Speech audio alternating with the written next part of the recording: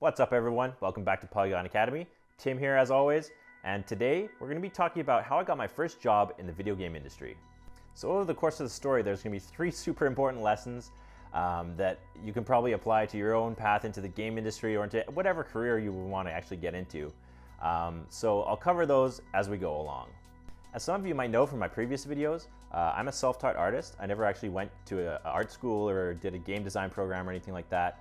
I did have the opportunity to start learning 3D in high school actually. And when I was about 14 years old, I got to open 3D Studio Max for the first time and start diving into creating objects in 3D. At the time, I had no idea what I wanted to do for a career. I thought I was maybe going to be, go on the route to becoming a marine biologist or something like that because I always liked the ocean. But I always enjoyed playing video games.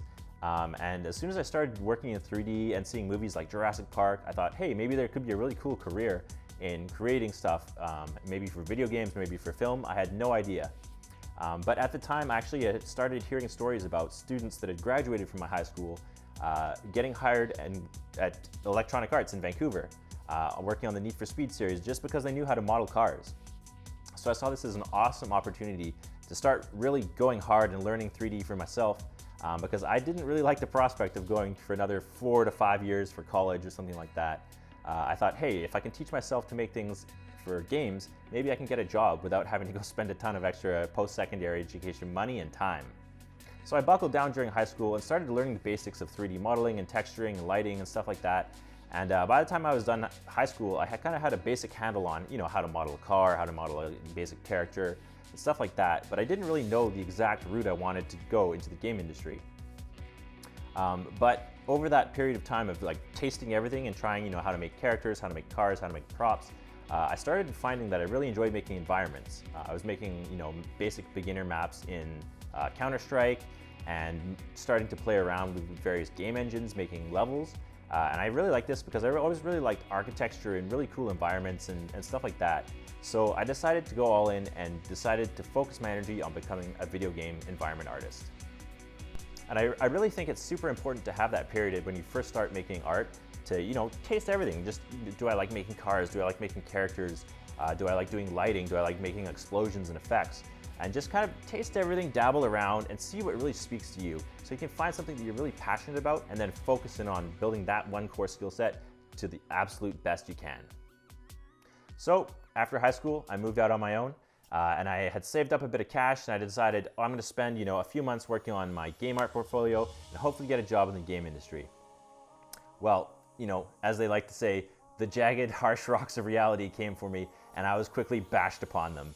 I ran out of money and had to get a day job, and at the time, the only job I could find was actually working in a baby store of all places. It was super, super strange at first, and definitely not one of the highlights of my life. But, it was a job and it brought in some money and still gave me the ability to spend some time working on my game art portfolio. So after a couple of months of that, I decided enough was enough, and I humbly packed up all my stuff and moved back home into my parents' basement. And that's actually one of the first points of those 3 points I was talking about, is you can't be afraid to make sacrifices if you really want to get serious and get a job in the game industry or any other career that you're trying to develop a skill set for.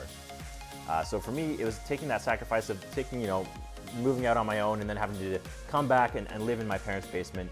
But that freed up all my time to work on my game art portfolio and really attack my goals, which is the most important thing. So having that small sense of sacrifice of I had my independence, but now I'm back at the parents' house. It's a small price to pay, as well as sacrificing time with my friends, on a Friday night, maybe they're like, hey, let's go out and get drunk. And party, and I was more of the mindset of, I need to finish this project and really wanted to get my art done and get a job in the game industry as soon as possible because I knew that it would be a really cool career, and I knew I had what it took to just buckle down and start learning 3D and developing that skill set. So if you're in the same boat, just believe in yourself and just keep hammering on it. Don't be afraid to make sacrifices. Maybe it's time to turn off the PlayStation and actually sit down and open up, 3D software, or you start sketching every day, something like that. Maybe it's time to give up that a couple nights a week with your friends or something, along those lines. I'm not talking about giving up your whole life, but just maybe reorganize your priorities and make some small sacrifices to really start being able to attack your goals and really get where you're wanting to go without having a long, drawn-out process. I can tell you from experience, it really does help. So after about a year of bumming around in my parents' basement, working on art as much as possible, building that portfolio, learning all the various skills that went into environment creation like texturing, lighting, low poly modeling, creating normal maps and stuff like that, I started posting my work everywhere that I could. This meant posting on sites like Polycount, CG Talk, CG Chat back in the day. ArtStation actually didn't exist back then, so any forum that was revolving around 3D art and design or creating art for video games, I really dived into and started posting up all my work, trying to get as much feedback from professionals as possible. And this was super, super helpful because it helped me see what I was doing wrong with my art and really helped me take that basic beginner skill set, starting to get to a professional level, thanks to all the feedback from people that would tell me, oh, fix your texture here, maybe change the proportion on this, fix the lighting on this thing. And that really, really helped up my skills quickly as possible as soon as I started listening to the feedback. Because in the very beginning, when I first started posting, I was a little bit resistant and I would always make up excuses. Oh yeah, the textures, they're a work in progress, when they really weren't. I thought they were good, but they actually, didn't look that great. Or, oh yeah, the proportions are like this because, and I would come up with some excuse. And as soon as I just took a step back, checked my own ego at the door, and started applying feedback, my skills started to go like this. And that's a really huge benefit of using online communities because you'll interact with professionals. And that's a huge, huge, plus because you're getting all this valuable insight and feedback for free, basically, from people that do this on a daily basis.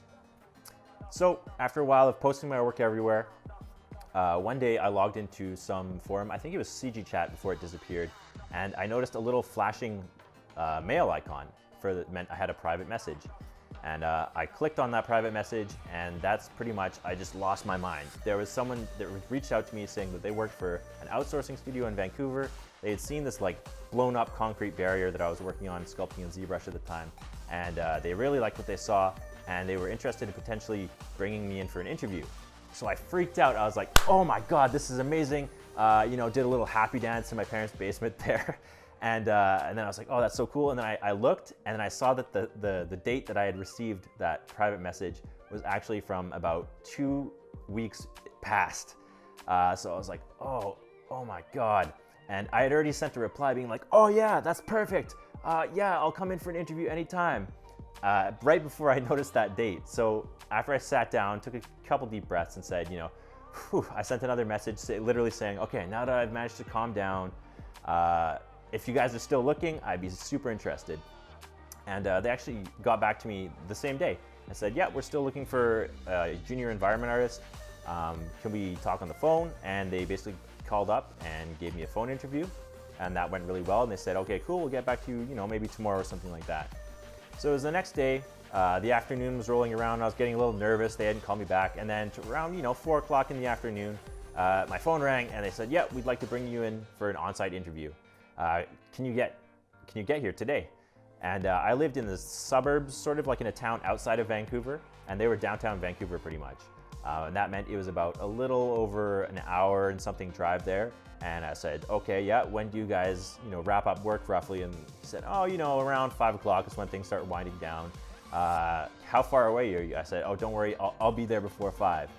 So I knew I had to get to this interview. I hopped in my car and raced to downtown Vancouver as quick as possible. Obviously, observing all the rules of the road and sticking to all posted signs, speed limits at all times. So I arrived at the studio on time, thankfully, in one piece. And I was super, super nervous. This was my first on-site video game studio interview. So, I was a nervous wreck, a sweaty mess. Oh my God, this is so cool. I'm in a game studio for the first time in my life. I was super interested. There was concept art all over the walls. Even though it was a smaller studio, it seemed that they were really passionate about what they were working on. And the project was really cool. And the project was actually, it was called SOCOM Confrontation. It was like a military shooter for the PS3, I think? Yeah, PS3. And I was a big fan of the old SOCOM games back on, PS2. So this was a really cool franchise I was familiar with. It was like a realistic military shooter, which was right up my alley. And it just seemed like a really cool project I wanted to be a part of.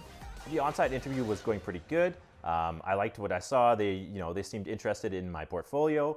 And I actually wish I had kept all my old portfolio screenshots, but this is before the days of ArtStation where you can just, either instead of deleting old posts, you can just hide them and stuff like that. But it's lost to time. But yeah, they liked my portfolio. And they were, because I was at a junior level, they wanted to see what I could actually produce. So they decided to give me an art test.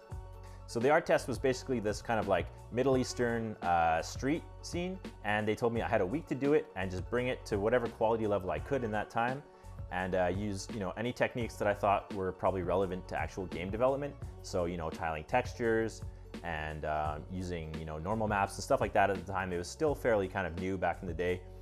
So I was like, this is an awesome opportunity. I'm totally going to go for it. So this would tie into the whole point number 2 of those 3 points I was talking about, is really just post your work everywhere. You never know who's going to see it and what opportunities might arise from it. If I had never posted my work on that random forum, I probably would have never have gotten that private message and the opportunity to do an art test for a game studio that eventually led to that job. So let's talk about that art test. So I raced home and started gathering reference for my scene. Even back then, I knew it was super important to use reference as much as possible. That was one of the key things that I learned over those past years of people telling me on Polycount and stuff like that. Use reference, use reference. So I raced home, started gathering up references, and by the time I was done that, it was pretty late, so I decided to hit the hay and start on the scene fresh in the morning. Little did I know what a nightmare the next day was going to be. So the next morning, I woke up bright and early, super excited to get started on this scene. It was just going to be awesome. It was going to be awesome. I knew it was such an opportunity, and I just had to attack it. But first, I needed coffee. So I got up, got out of bed, walked outside to my car, and my passenger side window was smashed open, and the contents of my trunk were scattered all over the lawn. Someone had broken into my car overnight, and it was just to me at the time, back there being like 19, it was like the worst thing that could have possibly happened. My window's smashed. There's glass everywhere. It was just a huge pain in the ass. It was just a massive distraction and something I had to deal with before I could actually get started on the art test. So also during that week, it was my 20th birthday. And all my friends were excited. Oh, hey, let's go out and party. Let's get wasted, bro. And I said to them, you know what? Yeah, that's gonna be awesome to go party and celebrate, but let's move that party till after this week is done and I finish this art test, and it'll be just double awesome because we'll be, it'll be my birthday party, and we'll also be celebrating, hopefully, maybe me getting a job at a game studio. So they were totally on board with that. And I basically spent the next 5 days, in my parents' basement, sucking back Red Bulls and frantically making as many textures and models and stuff I could for this, Middle Eastern war-torn scene. It was pretty cool.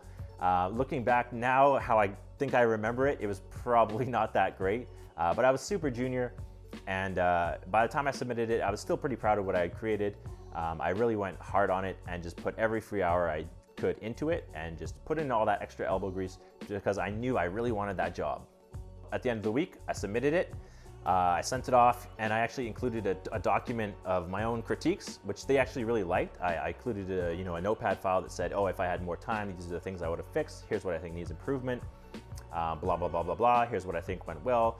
And they were actually, they called me up shortly after I submitted it, said, oh, this is actually really cool that you included your own critiques.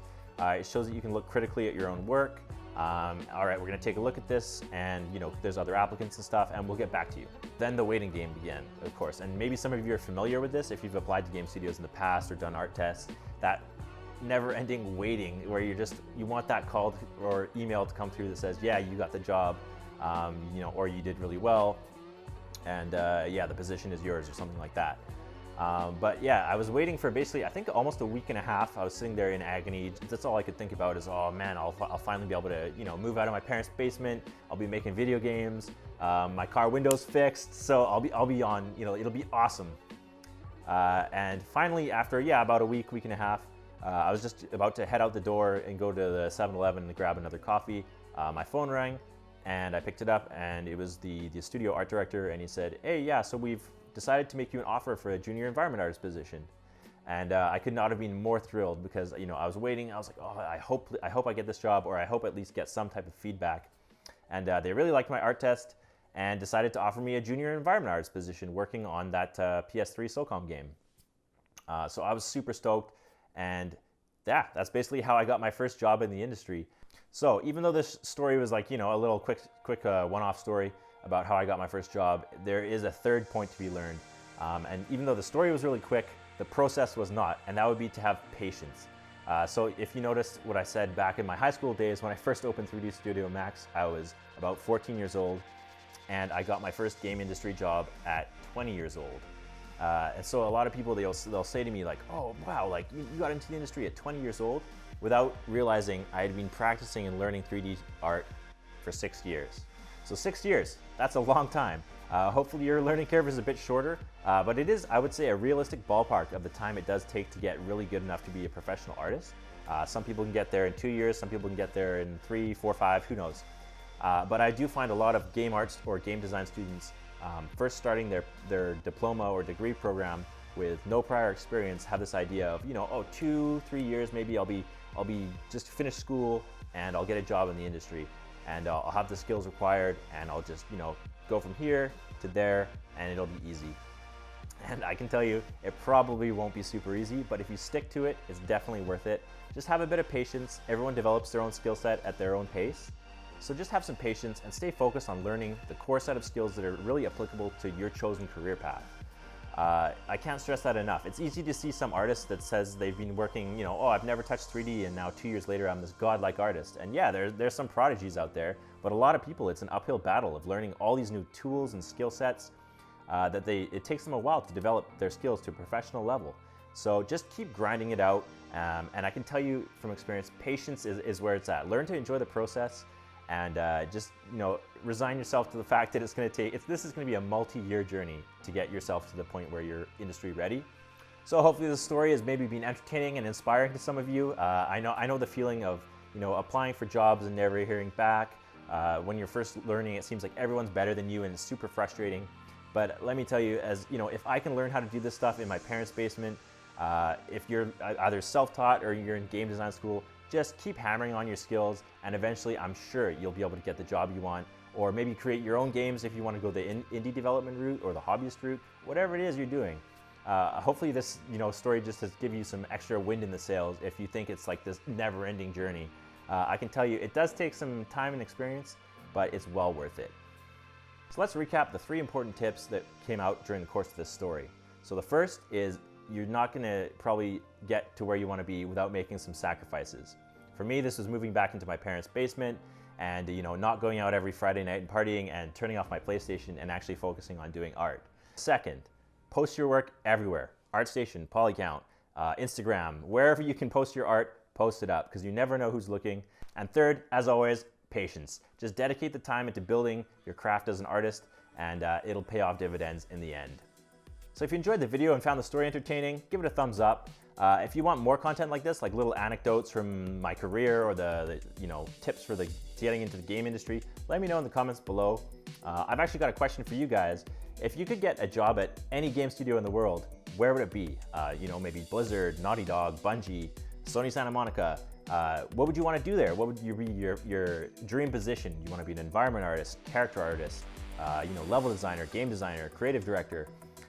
So let me know in the comments below. If you're not subscribed, you're absolutely breaking my heart. So smash that button and follow along. Get these videos directly into your feed. Hit the notification bell, all that fun stuff that YouTube makes you do to actually see the content when it comes out. And as always, thank you for watching. See you in the next video.